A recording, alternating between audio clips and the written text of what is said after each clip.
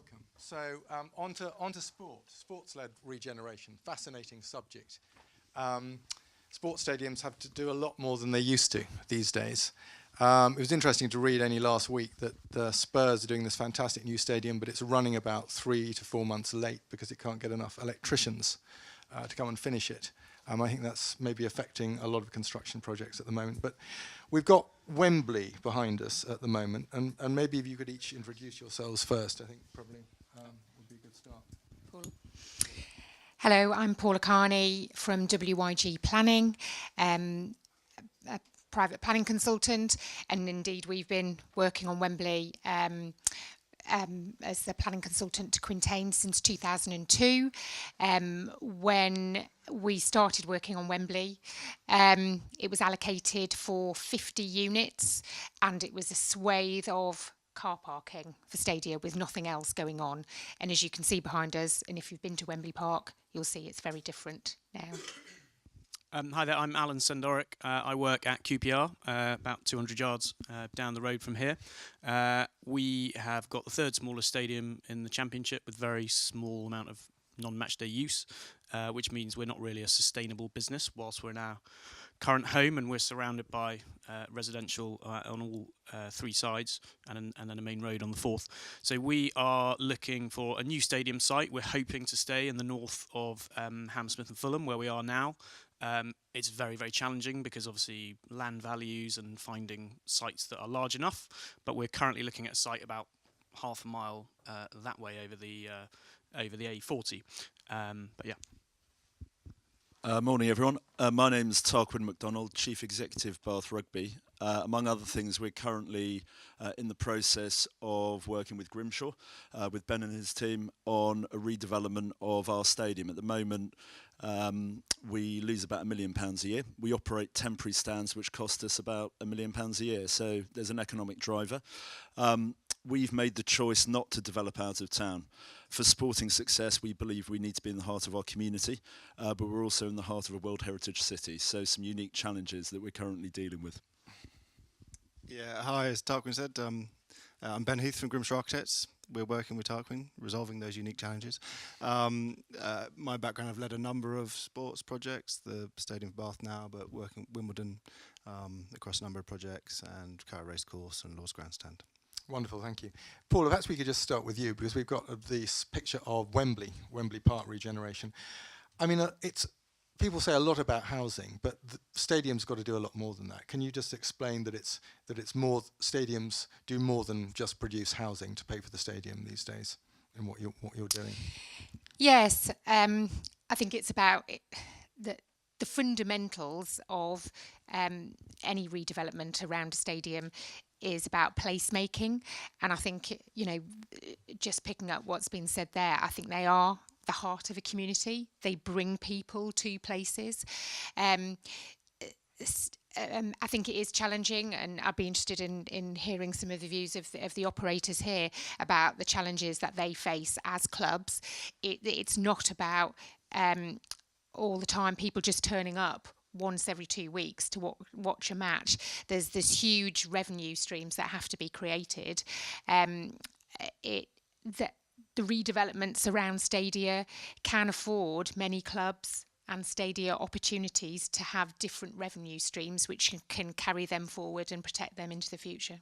So, I mean, what can you just tell the audience briefly what you did at Wembley? There were lots of applications there, weren't there, to transform this district that was only used on a handful of occasions during the year. Do you want to just tell us a bit about that? Yes, I mean, for anybody who's as old as I am and went to watch events at Wembley Stadium way back, you came out of the tube station at Wembley Park, looked around you and thought, where on earth am I? There's nowhere to eat, there's nowhere to drink, there's nowhere to buy a sandwich. You kind of went to the stadium and you went back to Wembley Park, and that was it. And it wasn't good for the borough. They weren't generating any money, or the traders weren't generating any money, and for the people at Wembley, it wasn't really providing anything. They were just getting hordes and hordes of people to go to events and then leaving. So the vision was created around Wembley to create a new place, a new community for the people of Brent, to create money for Brent, to provide housing, but to provide much more than housing around the stadia. And for anybody who's been there recently, it's got a lot of F&B there now. It's got an outlet centre. It's got 3 hotels. It's got community centres. It is home to a large number of community events, things like colour runs, cycle races are stopping there. A huge amount of cultural events within Wembley, which is very much what Brent's about. And it really is such a heart of the community. And one of the first things that Quintain did was to reorientate the Wembley Arena, which faced away from the stadia, to make it face into the stadia and create a public plaza around that space, and to build the outlet centre. Brent moved their civic centre into the area around the stadium, and suddenly, you know, before you've even got any housing, you've got a place where people are coming to. It's a destination for other than just for stadium events. And Paula, I don't want to keep the other panellists waiting, but I know that at WYG you're building up your female leadership, and this is quite important because this is quite a male world at the moment. And I do remember when my daughter was about 3, she was at school and Charlton arrived and played football with the class, and that obviously had a huge impression because she goes to the Charlton matches now, but what she hates are the dark spaces where she's too intimidated to go and get the food, and there's loads of blokes around and it's all a bit dodgy and all that kind of thing. So I'm just wondering whether that kind of female leadership is changing design and will be a better world for women who love sport. Yes, I mean, it's interesting when the LDO, the London Designer Outlet at Wembley, was marketed, it was all about young women of lots of different ethnicities, and that's how they marketed it, and that's where they feel that the market is. There are a lot of women who go and watch football now. I think football places are changing. I think they're more family orientated. I think there's other events that I'd be interested to hear from the other panellists here about other events that they're having within those stadia to attract more women. And I think the way that the property industry is responding, I think the way that trades and businesses are responding to bring a place that's not just about 90,000 men going on, you know, once every 3 weeks, 4 weeks to an event at Wembley. It's much more family orientated and much more of a place that you'd be proud to take and feel very comfortable and very happy to take your children to. For instance, there's a play park that's been built just right in and next to the stadia, in the shadow of the stadia, which is one of the most popular play parks I've ever been to. There's kids always in there, so it's much more of a family area. So just bringing in Tarquin, I'll just actually move the other way if I can. And yeah, so community, I think, is this important word for you, isn't it? It's not just about what happens on the pitch. Yeah. When you are building a new stadium for Bath at the Rec. Can you talk a bit about the challenges? Pick up on what Paula's been saying about community and the wider city. Yeah, I think for us, I mean, Paula used the word vision, and we started with a vision, and invariably that is about a picture, and everyone paints a picture in their mind. And being located in a World Heritage City, everyone paints, they paint a very beautiful picture, but we also focused on the word purpose, about the feeling. And I think earlier on there was the discussion about the high street, which I thought was really interesting, very pertinent to us, and this sense that if the relationship with a place is transactional, the way that technology is moving, that is, you know, that's something that you don't have to be in the high street to do, to experience. And I think for us, we want to create a place that the community connects to. We know that our rugby supporters will connect, but it's got to be something that is a space for everyone. We have a riverside location, so there's a space behind us there, which you can a beautiful see here. shot of this. This is the Avon, isn't it? Yeah, exactly. This is the Avon. So we're effectively in the centre of Bath, looking across to the other side, which is there's basically at the moment some temporary stands and pretty much a turnip field with a rugby pitch between the stands. What we want to do is create a fantastic new space that, firstly, it brings the river to life. Riversides, in most places I've ever lived, whether it be in London and the South Bank, whether it be other towns and cities, the riverside's been a source of regeneration. Bizarrely, in Bath, that isn't the case. So we want to bring that riverside back to life. And I think that's something that the community, in a broad sense, can engage with. I think there's also a need to, and a responsibility for us. We've chosen to be a citizen in the centre of the city. We've chosen to redevelop in the middle of the city, and there's a responsibility that comes with that. We have issues with cuts in services, youth poverty. You wouldn't expect that to be the case.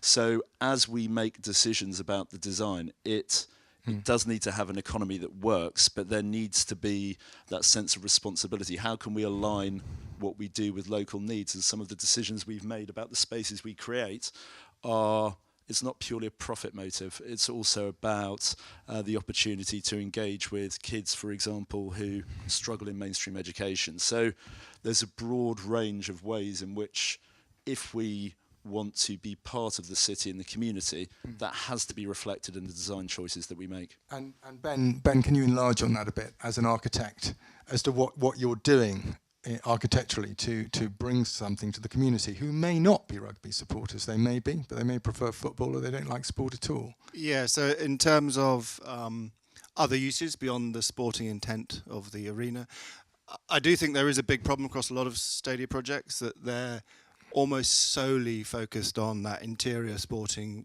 world. And while they often deliver amazing sporting experiences and technical excellence, they're almost like black box theatres. And for buildings of this scale and impact on their communities, that seems a slightly strange approach. Also, because actually the fan experience starts when you leave your front door, not when you enter the bowl. But there is a move, I think, a trend for stadiums, almost like a mini city model, to become much more mixed use, much more integrated. It's in everyone's interest, community and owners and clubs, that you extend the opening hours and have activity and revenue throughout the week. And there's already, most stadiums now will look at opportunities, whether it's hotel, retail, residential. I think the trend will be that will expand even further. Things like there's already strong ties between sports science universities and elite sport. I don't think it's beyond the realm of the imagination that universities will start to take up space within stadium, and given the kind of local presence and community aspect of sports buildings and clubs, maybe town halls will be an aspect of that. And Peter Cook, who's the architect of kind of fame of Archigram and Walking Cities, he talked about this new sport mixed-use flexible typology. He called it the multi-instrument, which I thought was quite a nice way. So, the more tunes your stadium can play, the more successful it is for everyone, I think. And Alan, would you like to come in on this and just talk a bit about the community? Because we've talked about this, what you're looking. Yeah, that's right. It's not just the fans, is it? It's and I think what Tarquin and Ben have been saying is very pertinent for us. So at QPR at the moment we have 25 match days a year. The other 340 days of the year, our stadium is essentially empty. So there's a sort of 4.5 acre site. If you were to go down there today, there's probably 40 or so people in an office, and then the rest of the thing is completely unused because it's not designed for community use. It's been there for 101 years. And in fact, you used to play on this site here. We did briefly try and move here in the 60s, but we found that a 90,000 seater athletic stadium was too big for us. But that's Loftus Road now, yeah. So it's a tiny stadium and kind of hemmed in on all sides. So there's just no scope for kind of growing on site. And so these 340 days of the year that our stadium is empty, not only is that a waste of space, but commercially for us as a club, you just can't afford to do that these days. And I thought it was interesting from the High Streets discussion earlier people talking about the death of the retail park. There was a trend 20 or 30 years ago to move your stadium kind of 3-4 miles out of town onto a cheaper site, try and lose less money. The trend now is, as you say, it's let's try and work out what we can do with this building for the other 340 days of the year that can benefit the community, generate commercial revenue for the club. And if you go to the Emirates Stadium today or the Oval today, these are multi-million pound businesses from their non-match day use, doing community events, but also lots of corporate events, which provides employment and all that kind of thing. So that's what we would hope to achieve with our new stadium. And really, if we don't achieve it, then we're going to fall down the leagues and become a lower league club. And are you doing the sort of public consultation at the moment? You're going out to the community at the moment, Yeah, and I think one of the things from seeing the Bath one is I think the context is key. Like the Wembley example is very different from the Bath example, is very different from the example we're looking at just over the road at Wormwood Scrubs, where there's a kind of local authority-owned community sports athletics facility, which is in very, very poor condition. It's severely underused, and it's also right next to a big park, Wormwood Scrubs, which is a sort of fantastic, green open space, lots of nature up in the kind of north of the Scrubs. But again, there are not many people, frankly, using that space. And so we've been doing a lot of kind of consultation with, schools, residents groups, different local organisations to talk to them about how they use the Linford Christie Stadium and the wider space of Wormwood Scrubs now, and what they would like to be able to do if they had a stadium there. So, for example, a lot of the local primary schools here on the White City estate, they don't go over to the Scrubs because it's 15 minutes walk, and if you take a group of primary school kids over for a 15-minute walk and then one of them needs the toilet, there's nothing there to, there's nowhere to go to the toilet, so they all have to come back. That's a fairly simple thing where, we obviously would like to have a building that has publicly accessible toilets, but also why not use some of our space for a kind of, classroom mini ecology centre, that's very, very easily done as a non-match day use, and then we can have that space back for match day for when we need it. That would get a whole load more, school children in this area to go to the Scrubs instead of doing what they do at the moment, which is getting the tube to Hyde Park or Wimbledon Common to go and sort of visit nature in completely different parts of London, and they probably they're probably not even aware of the nature that's right there on their doorstep. So that community programme, consultation, Paula, you're doing a bit of that, aren't you, with both your work in Derby and Millwall? Is that right? Can you talk a bit about that? Because it's not about housing particularly, is it? It's not about putting up new housing estates to pay for the new stadiums there.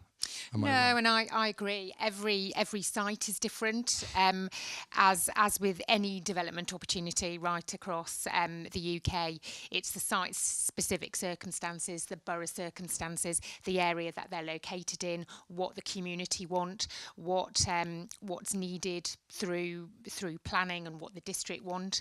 So there's no one size fits all, and what would be appropriate at Wembley is different to what would be appropriate at Pride Park, and what would be appropriate outside the Den. So there's very different solutions to some of the projects that I've worked on. And what are Derby looking to do with their regeneration? Derby is there's no residential in there at all. It's hotel, it's retail, it's employment uses. It's in a very different location. It's not it's an out of town location. There are some stadia that have been pushed out of town, and that's one of them. So it is car driven, but there are retail units around there. But before then, the land wasn't well used. It's important to optimise as much brownfield land as we all know, and so the solution there was employment uses and retail uses rather than housing. And you've got Millwall behind you there, I think, haven't you? Am I right? Is that Surrey? It is. Surrey Lane? It is Surrey Canal Road. With the recycling plant on the yeah, right that's there. Selchip down there. And that's the road into. That's the main line into London Bridge. Yeah. Sorry, it's not a very good picture, but it's amazingly, this is only 6 minutes from London Bridge. It's extremely close in, and South Bermondsey, which is just in the north where those two train lines come together, that's South Bermondsey Station, which is the last line in, the last station before you hit London Bridge. It's a huge site. The Den sits in the middle of it, and it's just very low-key, small employment uses scattered around the rest of the site.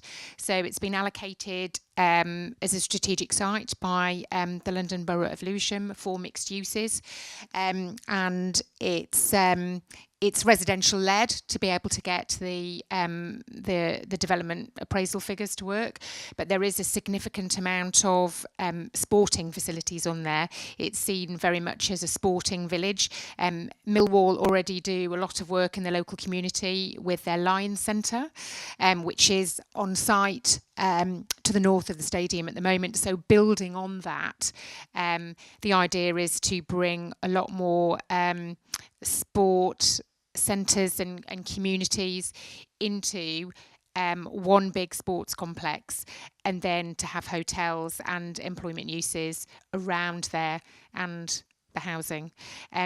There's already so we were talking a bit about meantime uses earlier on. There's already a couple of meantime uses that have started on site, one of them being Lewisham Thunder, which is a local basketball group.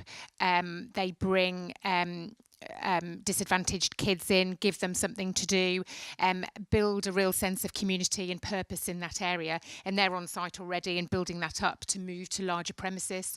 Hillsong Church is another meantime use, which is on site already, big community use, building up its church and its sense of community. They do creches and children's facilities, education facilities, adult learning facilities, and they're building that up on site with the idea that they will move into bigger premises as part of the redevelopment.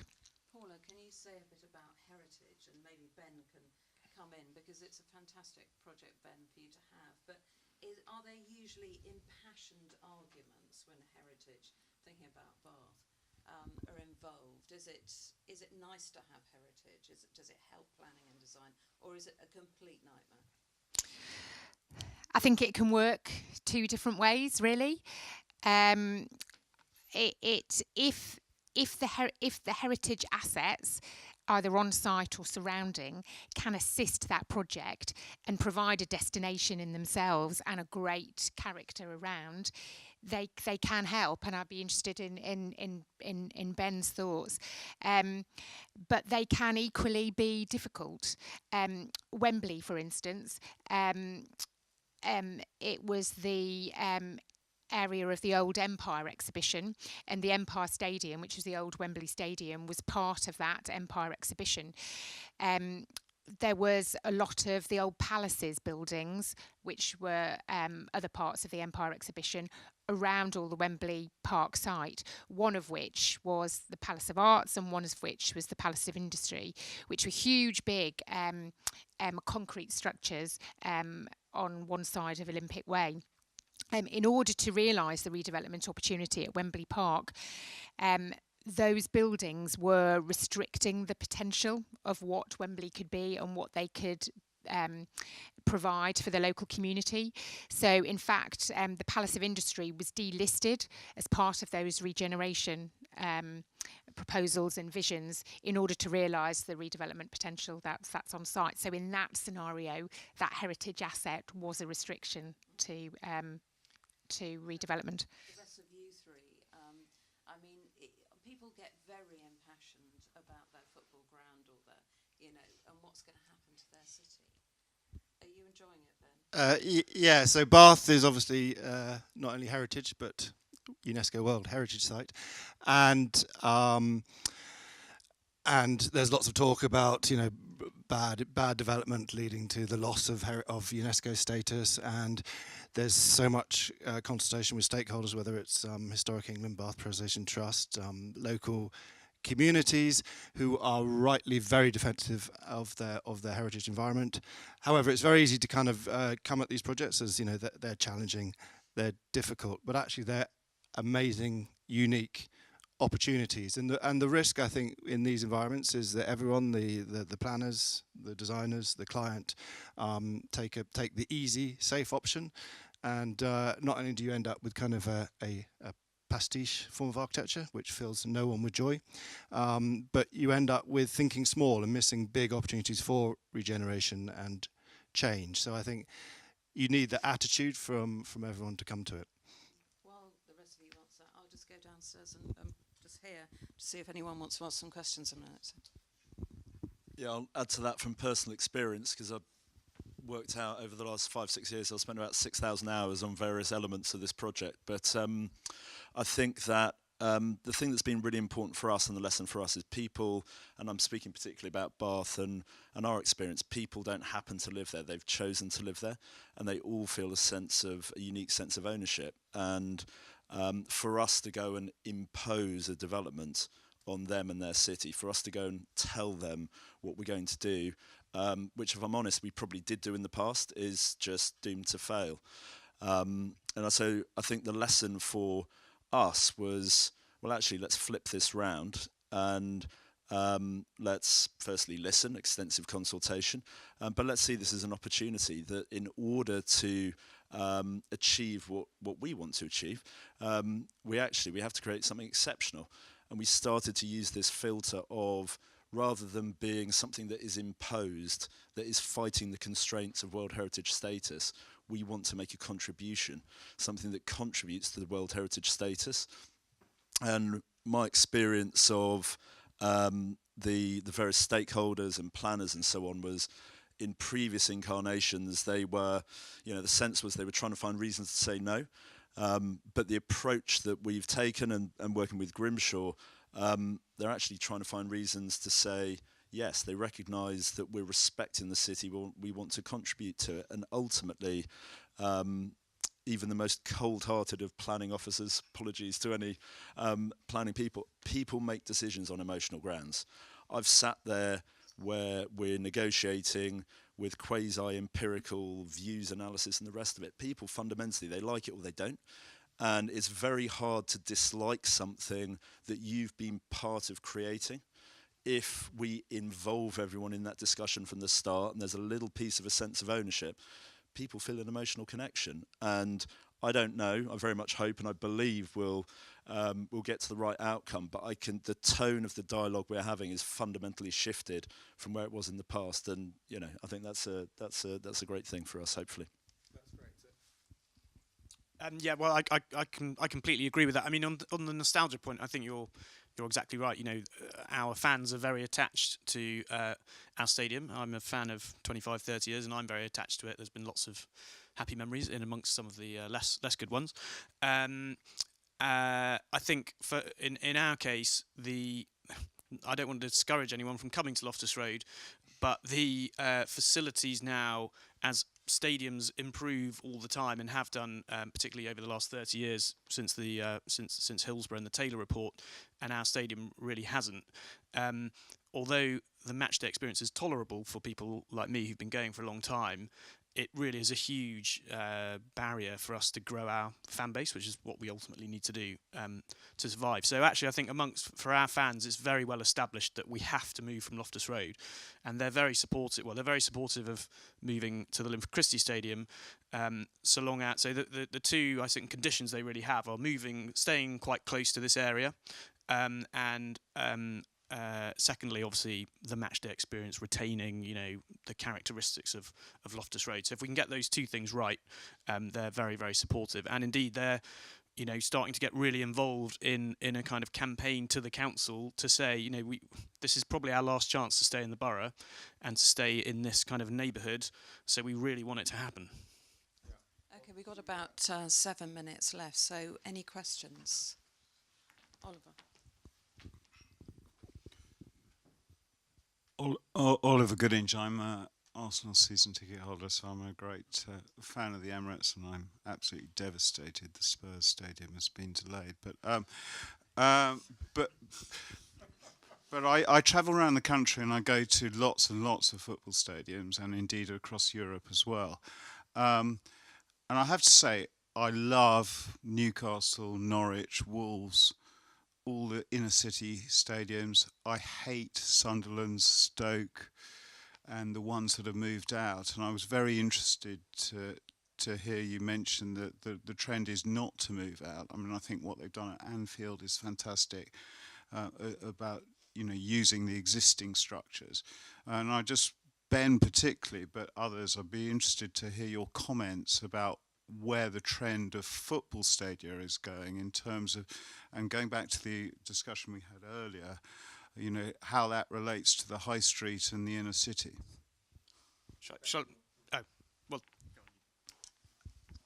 Yeah, I'm also an Arsenal fan, so the Chelsea news is even better. Though I think it's a very nice stadium. Yeah. So sorry, in terms of the high street, or so in terms of the high street. Yeah, high street and inner city. Yeah. So I think the heritage and the value of staying where you are is fundamental. The people who have moved out, it's proven wrong. In terms of the high street, I mean, one of the things we're doing at Bath actually is the concourse lined with retail is essentially a high street, except it's only open for a few hours every week.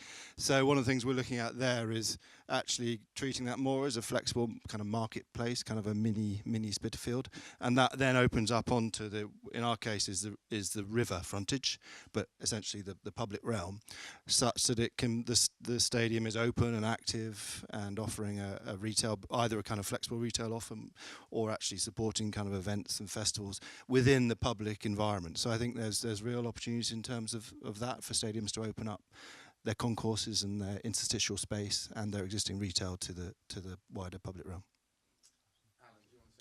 Well, yeah, I was just going to first to disappoint you. I think the Tottenham Stadium, when it does open, is going to be very much better than the Emirates, I'm afraid. And one of the reasons for that is that each stadium will learn something from the previous one. So I don't know if you've been to the Amex Stadium in Brighton, but I would say that's a very good example of a stadium. I mean, actually, in that case, it's out of town, but it was, there was a lot of community engagement, and they've really created a fantastic kind of match experience and significantly grown their fan base through the process of doing so. But I think going back to Tottenham building a stadium 10, 15 years on from Arsenal, the ones you mentioned, Stoke, Sunderland, came in that kind of 90s period where the trend was to move out of town, build a cheap identikit stadium, and unfortunately for those clubs who did so at that time, they're now stuck with it. So the good news for us is that I think things have moved on. We've learnt some of those mistakes. We've realised that actually you can make these buildings work every single day instead of only on a match day, and put them in a town centre. You can put housing directly outside them, for example, which would have been unthinkable 30 years ago. And also, there's a lot you can do with the actual design of the stadium, acoustics, and that kind of thing to improve the experience. And as I say, each one kind of learns something from the previous one, I would have said. Yeah, very good. Time for another question? One more question. Bruce, do you have a question?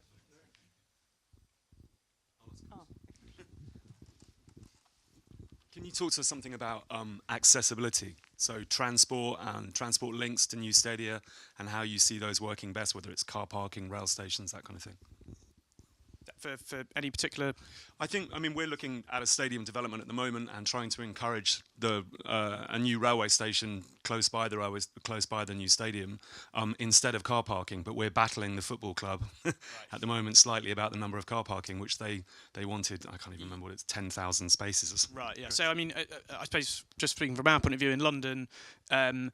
You're not encouraging anyone to drive to the ground. QPR has 0 parking spaces, so we use some local schools' playgrounds to have a bit of commercial and for the players to park and that kind of thing on a match day. Chelsea's 60,000 seater stadium, I think, had parking for 190 cars. So you need some parking, and the lack of parking is one of the reasons why our non-match day use is such a problem, because if people are going to come and do an event in the stadium, they would want at least 1 or 2 spaces and that kind of thing. So for us, it's all about public transport accessibility. The Emirates Stadium is a very good example of that in London. They even though they only moved 400 yards down the road, Arsenal hugely increased the proportion of people using public transport to get to the stadium, partly because the links were very good, but secondly, because the change from one to the other, I think, made people think again about how they were going to get there. And when they realised it was easier to get there by public transport than drive, they thought, well, I may as well carry on doing it. Yes, I was just going to say, I think where you've got that critical mass of people and where your stadium is part of the community, I think you've got much greater opportunities of getting new infrastructure there. We talked a little bit about the Den and the area around Millwall. Obviously, there's huge redevelopment proposals approved there, but there is a new station going in on the back of that. So the